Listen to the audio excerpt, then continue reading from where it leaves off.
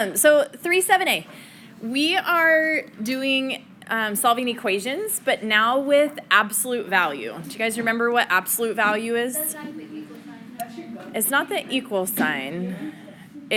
You'll have bars, okay? You'll have the vertical bars like this, right? Kate, I'm up here. So absolute value, you have those vertical bars. Do you know what absolute value is? Like if I say the absolute value of 3, excuse me, or the absolute value of -3, nope, it's not opposite. It's always positive, okay? Absolute value is essentially saying what's our distance from 0.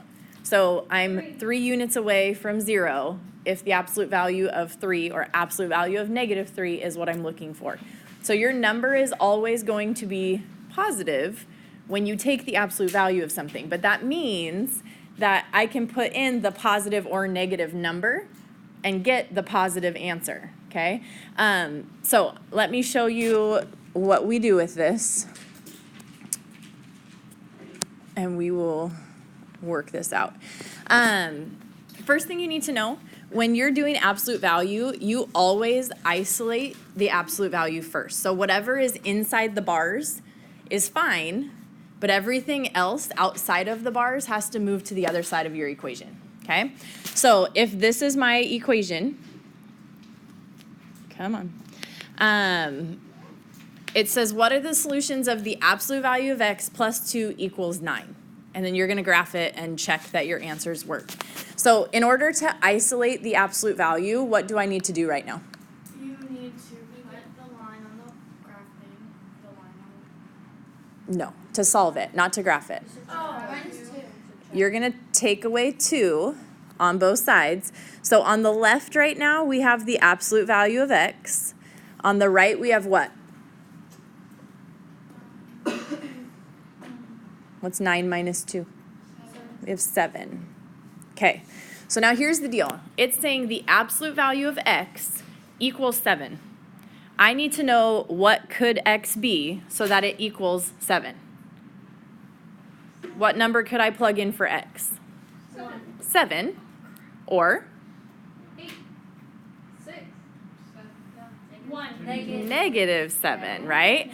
So think about it this way. The absolute value of 7 is 7, and the absolute value of -7 is 7, right? So when you get the absolute value of x equals 7, you set it up as 2 equations. X equals 7 and x equals -7, and those are your 2 answers, okay? 7 and -7. To graph that, because it's equals, you'll have, this is going to get a little messy here, sorry. A 0, you have a -7 over here and a +7 over here. If they equal 7, you just put a dot at 7 and a dot at -7. So a dot here and a dot here, and that's how you graph it. Remember, there is no inequality. There's no less than, greater than, any of that. It's just a dot right at 7 and -7. Okay? No, it's always going to be closed because it's equal to that number. Okay? Okay, so let's look at this second one. Remember what we said, you have to isolate the absolute value, which means all you can have on the one side is absolute value.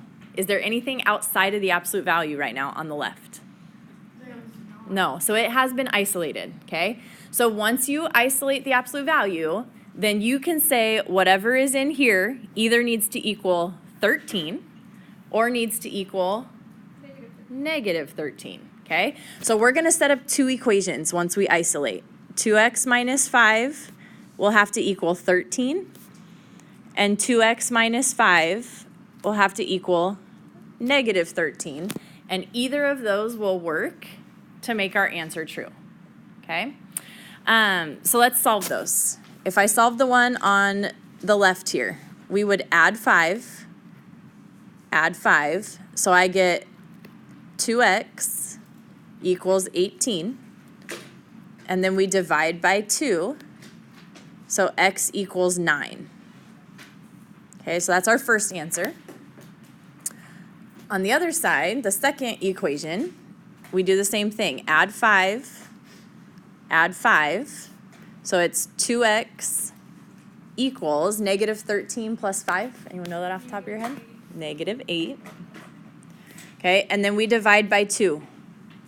So x equals negative 4. Okay, so let's check it because it says solve it and then check it. That'll help you to see, like, here's why this works out. So we're going to plug a 9 in here. So this is the absolute value of 2 times 9 minus 5 should equal 13. Well, 2 times 9 is 18, and 18 minus 5 is 13. So the absolute value of 13 equals 13. Is that true? Yes, that works out. Okay, check the red one. If I plug in a negative 4, it's the absolute value of 2 times negative 4 minus 5 equals 13. Okay, so simplify. 2 times negative 4 is negative 8. Negative 8 minus 5 is what? Negative 13. So this one says the absolute value of negative 13 equals 13. Is that true? Yeah, that checks out too. So then you know both of these answers are correct. X could equal 9 or it could equal negative 4, and that will be a true equation. Does that make sense? What you're doing there? So just remember, absolute value, whatever's inside the bars can be the positive or the negative of that number. Okay? So you're always going to write 2 equations with these. All right, so let's look at this one. Is there anything we need to do to isolate first? Is our absolute value by itself? We're not going to subtract anything. The absolute value actually is by itself right now, right? There's nothing outside of the absolute value. So once you isolate, you write 2 equations. What are my 2 equations going to be? The first one's going to be exactly how you see it, just without bars. Right? 100 minus 20t equals 40. We need to solve that. What's the other one going to be? Not plus. This could equal a positive 40 or it could equal a negative 40, right? So we're going to set it equal to both. 100 minus 20t equals negative 40, okay? And then we're going to solve both of those. So when we solve it, what's the first thing we do on the left here?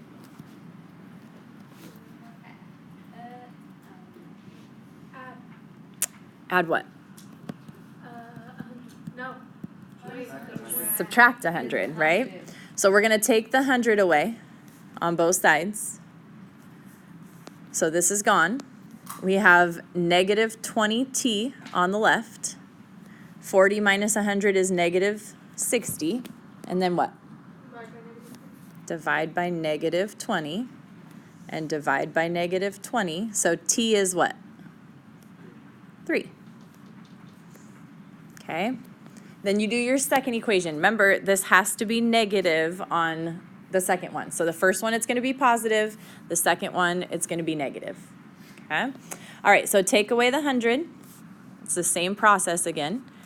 Now we have negative 20t equals, but now it's negative 40 minus 100. What's that? Negative 140. And then we're going to divide by negative 20. So t equals 7. Okay, so that's your answer. T equals 3 and t equals 7. If I plug in a 3, I'll get 40 as my answer. If I plug in a 7, I'll get 40 as my answer.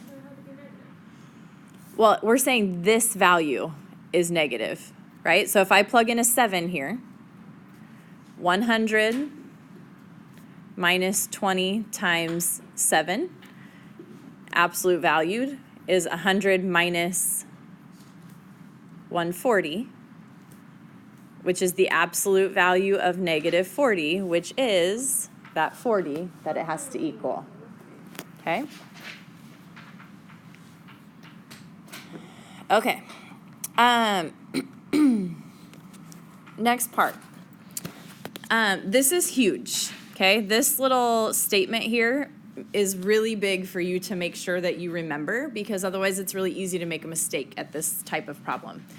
Here's what it says. Remember, absolute value is a distance from 0. And distance is never negative. Like if they say, how far did you go? You never say, I went negative 30 feet or I went negative 100 yards, right?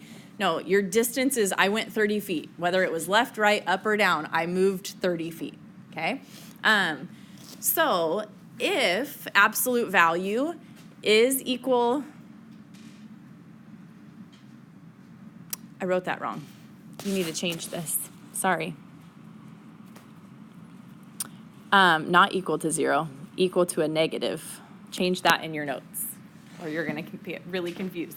Anything that says absolute value is equal to a negative is no solution, because you cannot have an absolute value equal a negative number. When we take the absolute value of something, it always becomes positive, okay?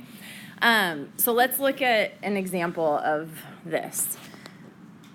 Sorry, this is so dark. Okay, so your first step is to isolate. So we're trying to get the absolute value by itself. So we're trying to get just this stuff on the left. How do I get rid of everything else? What's the first thing I should do? Subtract 12, right? So we're going to take away 12 and take away 12. So now I have 3 times the absolute value of 2z plus 9 equals negative 2. Okay, is my absolute value isolated right now? No. How do I isolate? Not subtract. Right now we're doing what with the 3 and the absolute value? We're multiplying, so we need to divide, right?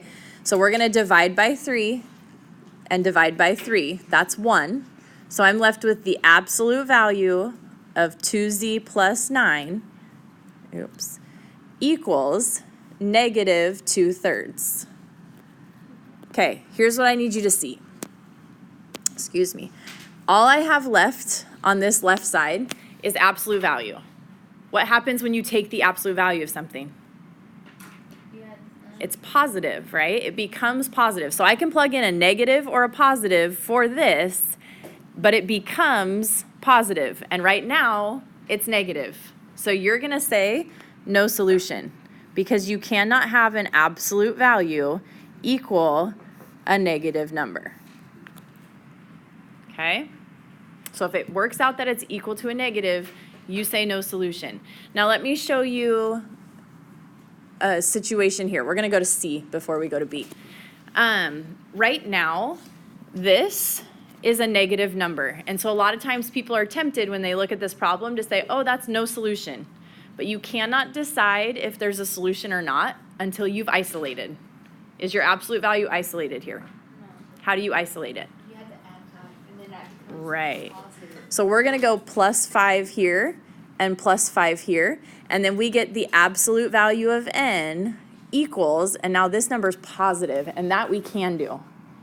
So at this point, once you've isolated absolute value, you write your 2 equations. N would equal 3. And n would equal negative 3, and still make that true, okay? Which means, since there's nothing to solve in that, that is your answer. N equals 3, and n equals negative 3. Question. Yeah. When we solve it, we have to put it negative and positive, or just like.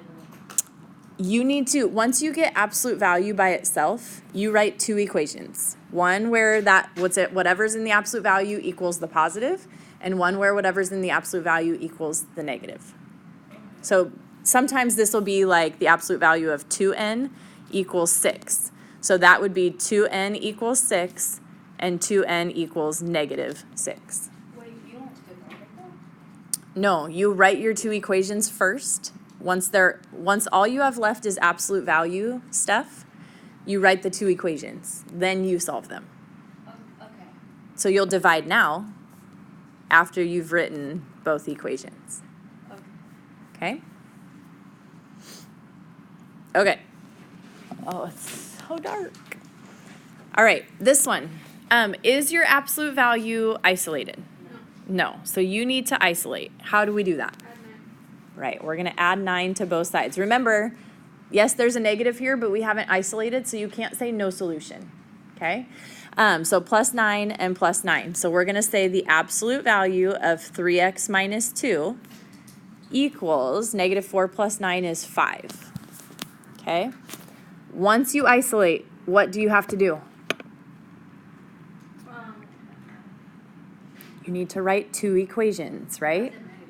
So you're going to write one equation exactly how you see it. Just take away the bars. So 3x minus 2 equals 5.